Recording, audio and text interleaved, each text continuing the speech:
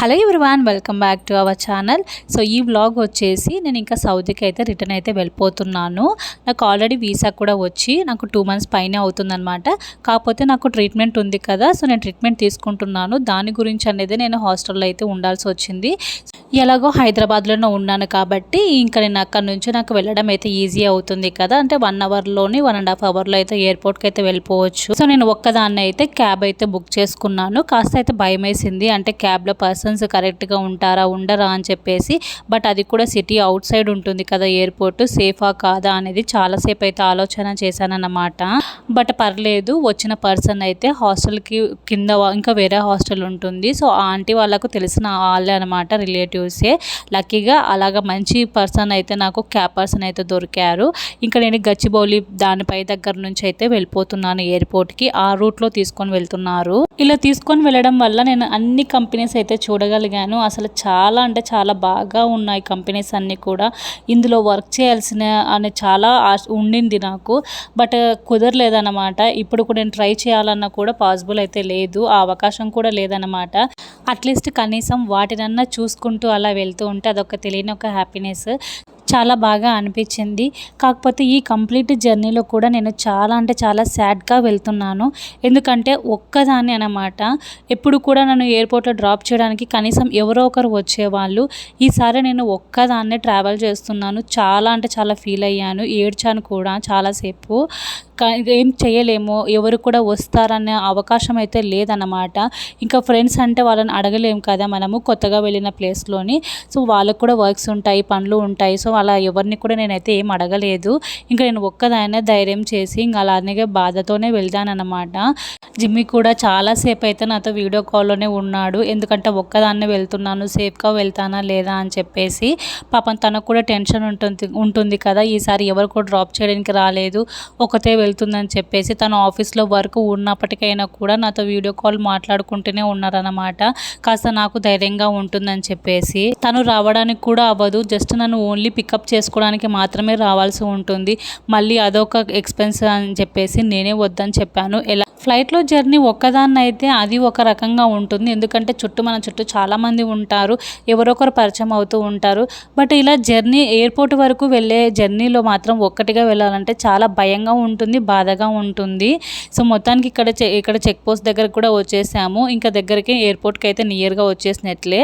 ఉన్న ఈ 2 monthsలోని నేను మధ్యలో ట్రీట్మెంట్కి వెళ్తూ, క్లినిక్స్కి వెళ్తూ, అలాగే నాకు కుదిరిన టైంలో అంతా కూడా చాలా వరకు అయితే నేను హైదరాబాద్లో చూడాలనుకునేవి అవన్నీ కూడా నేను ఇది వరకు చూశాను. కానీ నేను 8 years బ్యాక్ ఉన్నప్పుడు చూశాను, కానీ సో అప్పుడు నాకు వీడియోస్ ఇవన్నీ లేవు కదా. అందుకని ఈసారి అన్నీ కూడా వీడియోస్ చాలా వరకు అయితే తీయగలిగినంత వరకు తీసుకొని అన్నీ కూడా వ్లాగ్స్ లాగా నేను పెట్టానన్నమాట. ఎవరైనా ఒకరు చూడకపోతే వెళ్ళి చూడండి, అవి మీకు చూపించినట్లు ఉంటుంది, నాకు కూడా మెమరీగా ఉంటాయి కదా అని చెప్పేసి నేను అప్లోడ్ అయితే చేశాను. మొత్తానికైతే ఎయిర్పోర్ట్ లోపలికి కూడా వచ్చేసాము. ఇంకా పార్కింగ్ అయితే టెర్మినల్ దగ్గర అయితే పార్కింగ్ అయితే ఉంటుంది. సో ఇంకా లోపల వరకు టెర్మినల్ వరకు అయితే డ్రాప్ చేశారనమాట. సో అక్కడికి వెళ్ళిన తర్వాత ఇంకా నాకు కూడా ఈజీ అవుతుంది కదా లోపలికి వెళ్ళడానికి. ఈసారి అయితే నేను వేరే గేట్లో నుంచి అయితే వెళ్ళాను అనమాట. ఒక్కోసారి ఒక్కొక్క టెర్మినల్ అయితే ఉంటుంది. సో ఇక్కడికి వచ్చిన తర్వాత వెంటనే ఇక్కడ మనకు ఒక పెద్ద స్క్రీన్ అయితే ఉంటుంది, మన ఫ్లైట్ ఏ గేట్ దగ్గర ఉంటుంది, ఏ టెర్మినల్ దగ్గర ఉంటుంది, చెకింగ్ పాయింట్ అని చెప్పేసి. ఇవన్నీ కూడా బ్లూ కలర్లో కనిపిస్తున్నాయి, చిన్న స్క్రీన్. ఇవన్నీ కూడా చెకింగ్ పాయింట్స్ అనమాట. మన ఫ్లైట్కి సంబంధించి మనం ఏ ఎయిర్లైన్స్ అయితే మనం బుక్ చేసుకున్నామో ఆ ఎయిర్లైన్స్ ఒక్కొక్క నెంబర్ దగ్గర కొన్ని ఎయిర్లైన్స్ అయితే ఉంటాయి. మనది ఏదో చూసుకొని ఆ నెంబర్ దగ్గరికి అయితే మనము చెకింగ్ అయితే వెళ్ళాలి.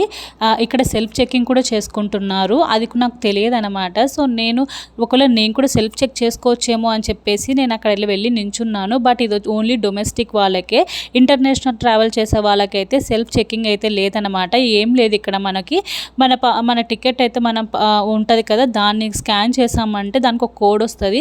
స్కాన్ చేసి మనం అక్కడ లగేజ్ అయితే మనము చెకింగ్ చేసేస్తే బోర్డింగ్ పాస్ కూడా వచ్చేస్తుంది అనమాట, ఈజీగా అయిపోతుంది. ఇక్కడ నేను ఇందాక ఒక పిల్లర్ చూపించాను కదా, అది ఛార్జింగ్ పాయింట్. మనకు ఒకవేళ ఎయిర్పోర్ట్లో మనకు ఛార్జింగ్ కావాలనుకుంటే అక్కడ పాయింట్స్ కూడా ఉంటాయి అనమాట, ఇలా పిల్లర్ దగ్గర. సో మనకు కావాలనుకున్నప్పుడు ఛార్జింగ్ అయితే పెట్టుకోవచ్చు. సో అదే చూపిస్తున్నాను. ఇక్కడైతే నా లగేజ్లో ఈసారి 3 kg అయితే ఎక్కువగా వచ్చింది. లక్కీగా ఇక్కడ ఒక పర్సన్ అయితే హెల్ప్ చేశారనమాట. అనమాట.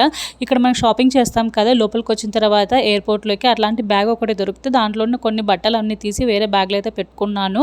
నాది ఇంకా చెకింగ్ కూడా నాది కంప్లీట్ అయిపోయింది. ఇప్పుడు ఇమిగ్రేషన్ చూపించాను కదా, అది ఇక్కడ ఇమిగ్రేషన్ అయిపోయిన తర్వాత హ్యాండ్ క్యారీ చెకింగ్ అంతే ఉంటుందన్నమాట. అదంతా కంప్లీట్ చేసుకున్నాక ఇంకా మనకి గేట్ నెంబర్ అవన్నీ కూడా ఇస్తారు, ఏ జోన్లో ఉంటుందని చెప్పేసి. దాని ప్రకారంగా మనం చూసుకుంటూ వెళ్ళిపోవడమే. ఈసారి అయితే నాకు చాలా లాంగ్గా ఇచ్చారు, చాలా దూరం అయితే వెళ్తూ ఉన్నాను. పైగా ఒక్కదానే ట్రావెల్ చేస్తున్నానని చెప్పేసి నేను చాలా ఎర్లీగా కూడా వచ్చానమాట. 2 అవర్స్ అయితే చెకింగ్కి అయితే వెయిట్ చేశాను అనమాట. 2 అవర్స్ తర్వాత చెకింగ్ అయిపోయి, ఇమిగ్రేషన్ అయిపోయి, తర్వాత మళ్ళీ బ్యాగేజ్ చెకింగ్ అంతా కూడా కంప్లీట్ చేసుకున్న తర్వాత ఇంకా నేనైతే నా మొత్తం నా బోర్డింగ్ పాస్ అవన్నీ తీసుకొని నా గేట్ దగ్గరికి అయితే వెళ్ళి కూర్చున్నాను పీస్ఫుల్గాను. సో ఇలా ఉంటుంది అనమాట మన గేట్ నెంబరు. దాని దగ్గర వెళ్ళి కూర్చోవాలి. వాళ్ళు మనకి వచ్చి మనకి ఇచ్చిన బోర్డింగ్ పాస్ అవన్నీ చెక్ చేసి మనకి ఫ్లైట్లోకి అయితే పంపిస్తారన్నమాట. సో ఇలా ప్రాసెస్ అయితే ఉంటుంది. ఆల్రెడీ నేను చాలా ఎర్లీగా వచ్చాను, 2-3 అవర్స్ ఎర్లీగానే వచ్చా ఎయిర్పోర్ట్కి. పైగా చెకింగ్ దగ్గర కూడా చాలా లేట్ అయ్యింది. మళ్ళీ ఇక్కడికి వచ్చిన తర్వాత మళ్ళీ డిలే అయిందని చెప్పేసి మాకు ఇలా ఒక చిన్న స్నాక్స్ అయితే ఇచ్చారనమాట. దగ్గర 1.5 అవర్ డిలే చేశారు ఫ్లైట్. దానికోసం అయితే స్నాక్స్ అయితే పెట్టారు. తర్వాత ఇంకా బస్ వచ్చి మమ్మల్ని అయితే తీసుకొని వెళ్ళి ఫ్లైట్ దగ్గర అయితే దిగబెడుతుంది. ఇంకా అక్కడికైతే వెళ్ళిపోవచ్చు లోపలికి. ఆల్రెడీ నైట్ జర్నీ, అది కూడా చాలా లేట్ అయ్యింది. అసలు నేనైతే ఛార్జింగ్ అయితే ఫుల్ కంప్లీట్ అయిపోతుంది ఫోన్లో కూడా. నేను ఇంకా ఛార్జింగ్ పెట్టుకుంటూ అలాగే ఉండిపోయాను అనమాట. సో లోపలికైతే వచ్చాము. ఇక్కడ నేను ఏం చూపిస్తున్నానంటే అక్కడ నుంచి మనకి స్మోక్ అయితే వస్తూ ఉంటుంది. నాకైతే వచ్చిన సీట్లోని పక్కన ఇద్దరు కూడా జెంట్సే ఉన్నారనమాట. నేను ఎక్స్చేంజ్ చేసుకొని నేను లేడీస్ దగ్గర కూర్చున్నాను. తర్వాత ఇంకా మేమైతే దమాంకి కూడా రీచ్ అయిపోయాము. ఇంకా ఇక్కడ మేమైతే చెకింగ్ ప్లేస్కి అయితే వెళ్ళిపోతున్నాము. అక్కడ కూడా ఇమిగ్రేషన్ అంతా కూడా ఉంటుందన్నమాట సేమ్గా. తర్వాత బ్యాగేజ్ తీసుకొని ఇంకా వెళ్ళిపోవడమే అనమాట. ట్రాలీ కోసం అయితే నేను వెతుక్కుంటున్నాను. మొత్తానికైతే ఒక చాలాసేపు అయితే వెయిట్ చేశాను. ఇక్కడ బ్యాగ్స్ అన్నీ కూడా మెల్లిమెల్లిగా వస్తుంటాయి. సో ఇంకా నా బ్యాగ్ వచ్చేసరికి నాకు దగ్గర 1/2 అవర్ అయితే వేస్ట్ అయిపోయింది. ఇంకా నేనైతే ఎగ్జిట్ గేట్ వైపు ఎటు అయితే వెళ్తున్నాను. ఇంకా మా హస్బెండ్ కూడా వచ్చేసి ఉన్నారు ముందుగానే. సో తను రాగానే ఇంకా నా బ్యాగ్ అయితే తీసుకున్నారనమాట. ఇక్కడ ఎలా వెళ్ళాలి ఎగ్జిట్ అన్ని ఇక్కడ వేరే వాళ్ళని అడుగుతూ ఉన్నారు. ఇంకా నేనైతే బ్యాగ్ మొత్తం అన్నీ తీసుకొని ఎగ్జిట్ వైపు అయితే వెళ్ళిపోయాము. ఇదంతా పార్కింగ్ ఏరియా అనమాట. మన పార్కింగ్ ప్లేస్కి అయితే వెళ్ళిపోయాము. ఆల్రెడీ ఫ్లైట్ డిలే అయ్యింది, దట్టు మిడ్నైట్ టైంలో కదా. సో తను వస్తారో రారో, ఒకవేళ అలారం పెట్టుకున్నా మర్చిపోయి నిద్రపోతారేమో అనేసి అనుకున్నాను. బట్ నా ఫ్లైట్ రాకముందుకే ముందే వచ్చేసి ఉన్నారంట. దగ్గర 1 అవర్ ముందే వచ్చేసి ఉన్నారంట. అక్కడే వచ్చి వెయిట్ చేస్తున్నారు. ఇది ఈ వ్లాగ్ ఎలా అనిపించిందో కమెంట్లో అయితే తప్పకుండా షేర్ చేయండి.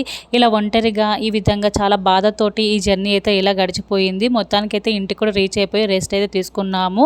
సో ఈ వీడియో మీకు ఎలా అనిపించిందో కమెంట్లో షేర్ చేసి, అలాగే ఈ వీడియో నచ్చినట్లయితే లైక్ చేసి షేర్ చేసి ఛానల్ని సబ్స్క్రైబ్ చేసి సపోర్ట్ చేయండి. మళ్ళీ నెక్స్ట్ వీడియో కలుద్దాం. అంతవరకు బాయ్. హైదరాబాద్ వ్లాగ్స్ ఎవరైనా చూడకపోతే ఒకవేళ వెళ్ళి చూడండి, అవి కూడా మీకు తప్పకుండా నచ్చుతాయి. నచ్చితే మీ కమెంట్లు అయితే షేర్ చేయండి. బాయ్.